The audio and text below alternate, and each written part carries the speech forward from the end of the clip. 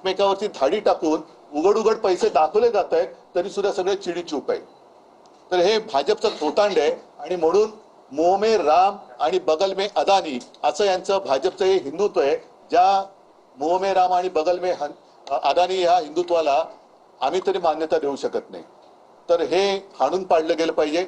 नाशिकच्या जनतेसोबत मी तर म्हणेन, केवळ हा आता मी मुंबईत का विषय घेतोय, नाशिकमध्ये होत आहे, माझं काय जात आहे, नाही, मुंबईने भोगले, नाशिकची वेळ आता दुसरी आहे, असं सगळीकडे होत जाणार आहे. त्याच्यामुळे हा केवळ एका शहराचा विषय नसून हा संपूर्ण राज्याचा विषय आहे. तिथे सर्व निसर्गप्रेमीच नव्हे तर आपल्याला पुढे श्वास घ्यायला कसा त्रास होणार आहे याची जाणीव ज्यांना झाले त्यांनी सगळ्यांनी याला विरोध केला पाहिजे. परत एकदा सांगतो, आमचा विरोध हा कुंभमेळ्याला नाही, साधुग्रामला नाही, मात्र त्यासाठी जी हजारो झाडांची कत्तल हा शब्द मी वापरतोय, कत्तल करून सरकार आपल्या पदरी पुण्य पाडून घेण्याचा एक केविलवाणा प्रयत्न करण्याचा देखावा निर्माण करते, त्याला आमचा विरोध आहे. हा एक मिनिट, हा एक विषय झाला. हा एक विषय फार महत्वाचा आहे. आणि दुसरा विषय हा राज्यसभेचा आहे, संसदेचा. आता त्याच्यामध्ये ती नोटीस आलेली आहे की त्यांनी, नोटीस नाही, त्यांनी काय अधिसूचना ना काय म्हणायचं त्याला, हा म्हणजे त्याला काय म्हणतात, अधिसूचना त्यांनी जारी केलेली आहे. आणि त्यानुसार यापुढे प्रोसिडिंग्स मध्ये हाऊस मध्ये त्यांनी म्हटलेले की there should be no thank you, जय हिंद किंवा वंदे मातरम. म्हणजे हे तर अनाकलनीय आहे. आजपर्यंत आम्ही भाजपचे जे काही सोबत होतो तो भाजप इस देश में रहना होगा तो वंदे मातरम कहना होगा असं ठणकावून सांगायचं. आता हे वंदे मातरम म्हणायचं नाही, मग हे ज्यांनी केले तो पाकिस्तानमध्ये जाणार का, त्याला पाकिस्तानमध्ये पाठवणार का, हे भाजपच्या किंवा भाजपने हे सांगावं की ह्याच्यामध्ये तुमचं हिंदुत्व किंवा राष्ट्रप्रेम आहे का.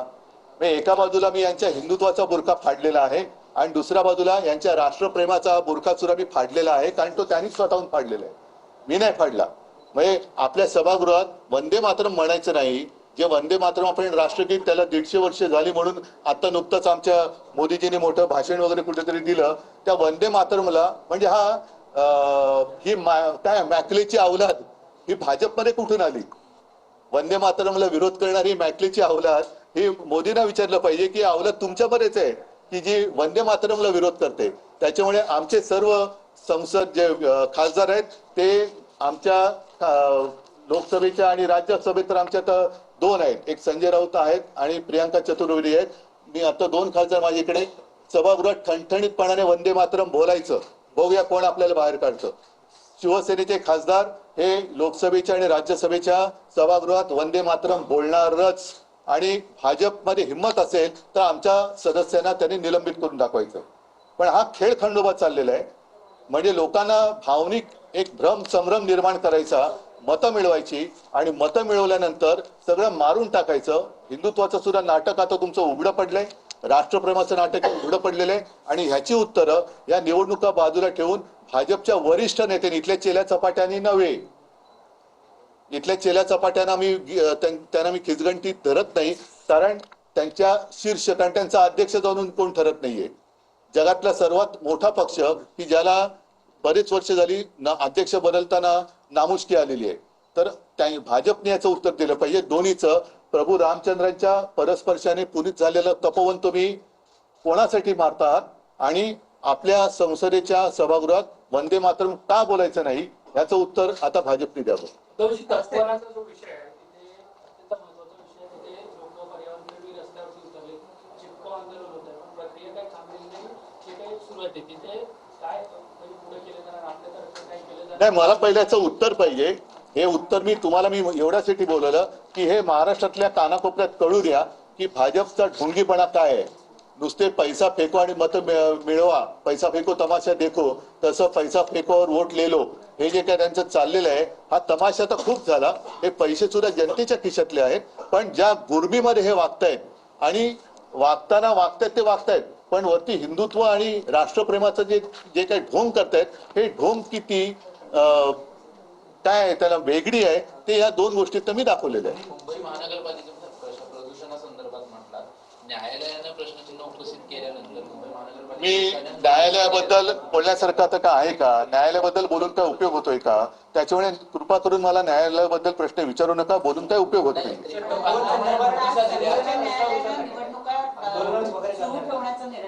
मी न्यायालयाबद्दल बोलून उपयोगच नाहीये, त्याच्यामुळे मला कृपा करून न्यायालयाबद्दल काय बोलायचंच नाहीये. बांधकामांना मुंबई महानगरपालिकेने नोटिसा दिल्यात, बिल्डर नियम पाळत नाहीत असं देखील सांगितलं. अशांना देखील नोटिसा मुंबई महानगरपालिकेकडून देत आहेत आणि रस्ते देखील आजपासून धुवायला 3 दिवस डीप क्लिनिंग केलं जाणार आहे पर्यावरणासाठी.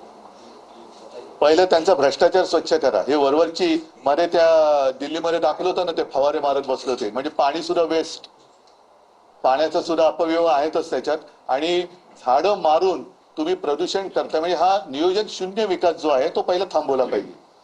कारण आतापर्यंत आपल्याला जे सांगितलं होतं, मी विकासाच्या विरोधात नक्कीच नाहीये, पण एक गोष्ट झाल्यानंतर एक गोष्ट सुधारेल. कुठे सुधारते? मेट्रोची बरीच कामं झालेली आहेत, तरी ट्रॅफिक कुठे कमी होतोय? ट्रॅफिक तसाच आहे. आम्ही जो कोस्टल रोड केला त्याचा फायदा किती होतोय, आणि हे जे काही विकासाच्या नावाखाली जे करतायत त्याचा फायदा किंवा किती उपयोग होतोय हे लोकांना कळते. सातबारी सुरू आहे आणि आताच्या सध्याच्या सुरू असलेल्या निवडणुकांमध्ये अनेक ठिकाणी महायुतीमध्येच एकमेकांच्या विरोधात पक्ष लढताना दिसून येतात. कल्याण डोंबिवलीमधलं नाही, मतांची बोली लावायची बाकी ठेवली या लोकांनी. तसंच झालंय की मतांचा तुम्ही लिलाव मांडल्यासारखं झालेलं आहे की हा एवढे पैसे देतो, हा एवढे पैसे देतो. ही कुठली लोकशाही आहे? मतांचा लिलाव आहे का हा? निलेश राणेंनी एक स्टिंग ऑपरेशन केलेलं. निलेश राणे यांनी एक स्टिंग ऑपरेशन केलेलं भाजप पदाधिकाऱ्याचं, त्याच्या घरामध्ये पैसे सापडलेले आहेत. हो, मग तेच मी बोलतोय ना की ही सगळी पैशाची गुरमी आता उघड झालेली आहे.